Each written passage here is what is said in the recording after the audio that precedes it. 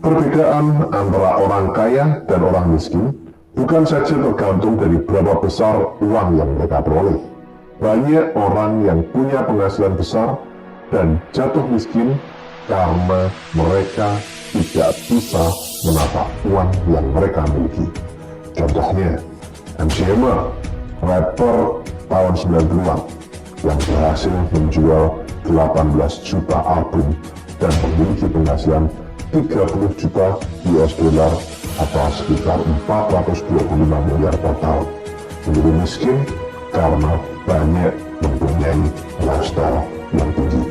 Ega Batista pernah menyandang predikat orang terkaya di Brasil pada tahun 2012 dengan total kekayaan mencapai 35 miliar US dollar dari bidang pertambangan seperti emas, perak, kemudian energi, dan minyak. Juga kolaps karena lifestyle yang berlebihan.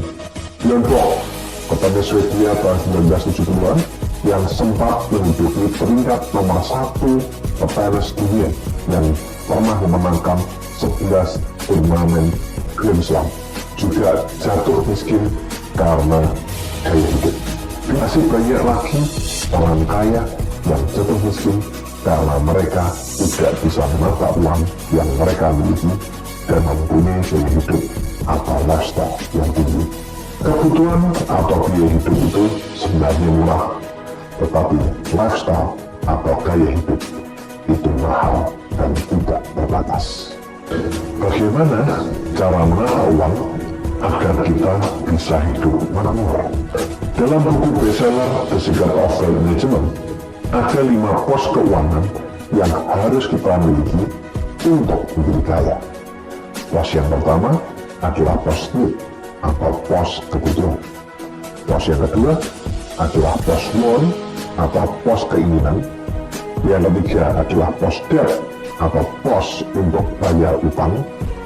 Pos keempat adalah pos saving atau pos untuk dana berjaga-jaga. Dan yang kelima adalah pos investasi agar kita bisa melipat gandakan aset yang kita miliki dan menjadi makmur dan kaya raya. Mari kita kupas masing-masing pos satu persatu. Pos yang pertama adalah pos need atau pos kebutuhan. Adalah biaya yang harus kita keluarkan untuk kehidupan sehari-hari. Porsi terbesar daripada gaji atau hasil usaha kita adalah untuk pos need. Contoh, biaya belanja untuk makan sehari-hari, biaya pakaian, keperluan rumah tangga seperti deterjen, sabun mandi, pasta gigi, pembersih, shampoo, kemudian keperluan sehari-hari seperti gula, susu, teh, kopi, beras, mie, dan lain-lain. Kemudian biaya kosmetik untuk wanita, potong rambut, biaya listrik, telepon, air bersih, air minum, biaya transport ke kantor, ke sekolah, bepergian, biaya uang jajan anak, biaya uang sekolah anak, iuran perumahan atau biaya kebersihan, perbaikan mobil atau motor atau rumah, dan biaya-biaya rutin yang lain. Yang kedua adalah pos want. Pos ini adalah merupakan pos untuk memenuhi keinginan kita atau impian-impian kecil kita. Dalam hal ini, kita bisa menunda keinginan kita atau impian-impian kecil kita. Dan kalau hal ini belum bisa terpenuhi, hal ini tidak akan mempengaruhi kehidupan kita. Contoh, kita ingin beli barang elektronik, kemudian kita ingin beli handphone, beli laptop, beli gadget yang lain, kemudian makan luar di restoran atau di kafe, beli barang-barang bermerek seperti tas, sepatu, pakaian, kosmetik mungkin untuk yang wanita, kemudian mempercantik rumah atau mobil, rekreasi, perhiasan, hobi, seperti memancing atau koleksi barang-barang berharga, keanggotaan di klub olahraga, berlangganan TV kabel, beli majalah atau tabloid, kado ulang tahun atau sumbangan pernikahan kalau ada teman atau saudara yang menikah, dan masih banyak keinginan-keinginan kita yang lain. Termasuk kalau ada saudara atau teman yang ingin meminjam uang kepada Anda. Itu pun masuk dalam pos want atau pos keinginan. Kenapa? Karena Anda ingin meminjamkan uang. Jangan menggunakan uang dari pos yang lain untuk meminjamkan uang kepada orang lain. Walaupun itu saudara, teman, tetangga, atau siapapun. Kenapa? Satu hal yang harus Anda pahami, mereka meminjam uang karena mereka tidak memiliki uang. Sehingga saat Anda membutuhkan uang, kalau Anda menagih mereka, mereka akan menjawab mereka tidak punya uang. Maka dari itu, kalau Anda ingin meminjamkan uang, pinjamkan dari pos want atau pos keinginan Anda. Anda bisa menunda kesenangan Anda di bulan tersebut untuk membantu mereka. Jika uang di pos keinginan Anda atau pos want Anda tidak ada, maka katakan kepada mereka bahwa Anda tidak memiliki uang untuk dipinjamkan. Kenapa? Karena ini untuk kepentingan Anda di masa yang akan datang. Ingat, meminjamkan uang itu juga masuk dalam pos want, pos keinginan Anda. Jangan gunakan pos yang lain karena bisa membahayakan keuangan Anda di masa yang akan datang. Membeli handphone untuk berkomunikasi itu adalah masuk dalam pos need. Tetapi kalau Anda membeli handphone yang memiliki spek kamera yang tinggi dan harganya mahal, itu masuk dalam pos want. Dalam hal ini, pos need dan pos want setiap orang berbeda. Jelas, orang yang memiliki income 5 juta per bulan dengan orang yang memiliki income 50 juta per bulan itu memiliki pos need dan pos want yang berbeda. Maka dari itu, saat Anda mau membeli sesuatu, Anda harus memikirkan terlebih dahulu apakah ini merupakan kebutuhan atau masuk dalam pos keinginan. Ingat, kebutuhan hidup itu murah, gaya hidup itu mahal dan tidak terbatas. Yang ketiga adalah pos debt atau pos untuk bayar utang. Utang adalah uang yang dipinjam yang menyertakan kewajiban bagi si peminjam untuk mengembalikan pinjaman beserta bunga pada waktu yang telah ditentukan.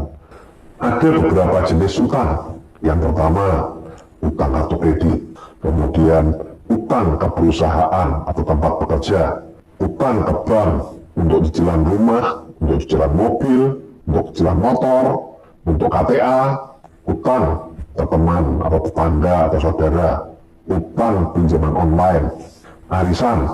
Jika Anda pada saat arisan mengambil uangnya di muka, itu juga termasuk utang. Ada 2 jenis utang, tapi dua-duanya memiliki kewajiban untuk dibayar. Ada yang namanya utang baik dan ada yang namanya utang buruk. Utang baik atau good debts adalah merupakan utang yang digunakan untuk keperluan usaha atau investasi. Contoh, utang untuk membayar cicilan rumah atau KPR, utang untuk membayar cicilan kendaraan yang digunakan untuk bekerja atau KKM, kemudian utang untuk keperluan usaha atau pengembangan bisnis. Sementara utang buruk atau bad debt yaitu utang konsumtif. Contohnya, kredit untuk membeli handphone terbaru dengan spek tertinggi, kredit untuk membeli elektronik terbaru, kredit untuk berlibur atau rekreasi, kredit untuk perawatan tubuh, kredit untuk beli barang-barang bermerek seperti tas, sepatu, baju, dan lain-lain. Segera akhiri utang konsumtif, utang buruk atau utang bad debt Anda secara bertahap. Bila sudah lunas, sedapat mungkin jangan muncul kembali utang baru yang bersifat konsumtif. Ingat, utang adalah habit. Kalau Anda terbiasa berhutang, maka Anda dalam posisi nyaman jika memiliki utang. Tetapi, jika Anda tidak terbiasa berhutang, maka Anda akan merasa tidak nyaman jika memiliki utang, walaupun jumlahnya sedikit. Yang keempat adalah pos saving, atau pos tabungan, atau pos dana berjaga-jaga. Pos ini adalah merupakan pos tabungan masa depan, dan pos untuk dana berjaga-jaga jika ada sesuatu yang tidak kita inginkan. Misal, kalau ada anggota keluarga kita atau bahkan kita sendiri mengalami sakit atau kecelakaan, maka dana ini akan berfungsi untuk mengamankan kondisi finansial kita pada saat kita masuk ke rumah sakit. Di samping itu, dana di pos ini juga berfungsi sebagai dana untuk pendidikan anak. Pos ini juga berfungsi untuk dana pensiun Anda. Maka dari itu, dana di pos S bisa kita tempatkan dalam bentuk yang pertama tabungan atau asuransi jiwa, asuransi kesehatan, asuransi pendidikan anak, asuransi rumah, asuransi mobil, dana pensiun, dan lain-lain. Untuk lebih jelasnya, lihat video saya berjudul Cara Proteksi Aset dari Risiko. Pos yang 5 adalah pos investasi. Di pos ini, kita menempatkan dana selama waktu tertentu dengan harapan dapat memperoleh penghasilan dan peningkatan nilai di masa yang akan datang. Banyak sekali orang kaya bukan berasal dari apa yang mereka peroleh dari hasil usaha atau gaji mereka, tapi seringkali mereka kaya karena mereka memiliki pos investasi yang bisa berlipat ganda. Contoh instrumen investasi adalah deposito, obligasi, properti, emas batangan, valuta asing dalam bentuk banknote, kemudian reksadana, saham, batu permata, lukisan, atau koleksi barang-barang antik seperti jam, piano, perangko, koin, dan lain-lain. Investasi, jika ditinjau dari jenisnya, ada dua jenis. Yang pertama adalah aset nyata atau real asset, yaitu aset yang dapat kita lihat wujudnya, seperti tanah, rumah, buku, apartemen, logam mulia, barang koleksi, dan lain-lain. Yang kedua adalah aset keuangan atau financial asset, yang merupakan klaim atau bukti kepemilikan atau bukti utang perusahaan yang biasanya dalam bentuk kertas. Maka dari itu juga dikenal sebagai paper asset. Financial asset berdasarkan jatuh tempo klaim bisa dibagi menjadi dua jenis. Yang pertama adalah money market atau pasar uang, yaitu instrumen investasi yang memiliki jangka waktu maksimal kurang dari 1 tahun. Contohnya ada Promes, Wesel, Sertifikat Deposito, SBI, SPBU, T-bill, Commercial Paper, Repo, Bankers Acceptance, dan lain-lain. Biasanya, orang tidak suka investasi di money market karena imbal hasilnya atau keuntungannya kecil. Orang lebih suka melakukan investasi di capital market atau pasar modal. Yang kedua adalah capital market atau pasar modal, yaitu instrumen investasi yang memiliki jangka waktu lebih dari 1 tahun. Contohnya adalah medium term notes, efek berlaku aset, sertifikat right, sertifikat warrant, dan ada beberapa jenis investasi di capital market yang saat ini tren, seperti obligasi, saham, dan juga reksadana. Untuk lebih jelasnya tentang pasar uang atau money market dan pasar modal atau capital market, skema money management dalam 5 pos keuangan yang ideal adalah dari penghasilan yang Anda peroleh dari hasil usaha atau dari gaji Anda. Jika saat ini Anda memiliki utang, sebaiknya 50% untuk pos kebutuhan atau pos need, 10% untuk pos want atau pos keinginan Anda, 30% untuk pos debt atau bayar utang, dan 10% untuk pos saving atau dana berjaga-jaga. Sementara Anda punya utang, Anda belum memiliki dana untuk pos investasi. Contoh, jika Anda memiliki penghasilan 10 juta, maka 5 juta untuk pos kebutuhan sehari-hari, 1 juta untuk pos keinginan Anda, 3 juta untuk bayar utang Anda, 1 juta untuk pos saving atau dana berjaga-jaga, dan sementara untuk pos investasi belum ada dana yang bisa Anda tempatkan. Sementara itu, kalau Anda saat ini tidak memiliki utang, maka idealnya adalah 50% untuk pos kebutuhan, 15% untuk pos keinginan, 15% untuk saving atau dana berjaga-jaga, dan karena Anda tidak punya utang, maka Anda bisa menempatkan dana 20% untuk pos investasi. Contoh, penghasilan Anda 10 juta, maka 5 juta bisa untuk pos NIP, kemudian 1,5 juta untuk pos won, 1,5 juta untuk pos saving, dan 2 juta untuk pos investasi. Banyak orang tidak menjadi kaya karena ingin terlihat kaya. Banyak orang hidup konsumtif dan bergaya hidup mewah agar dilihat teman, saudara, tetangga, dan orang lain sebagai orang kaya. Bahkan ada banyak yang bangga kalau disebut sultan. Mereka sering makan di restoran atau kafe, lalu posting di medsos. Beli handphone yang mahal, yang punya kamera dengan spek yang tinggi. Sering berlibur ke tempat-tempat rekreasi yang mewah. Belanja tas, sepatu, jam yang bermerek.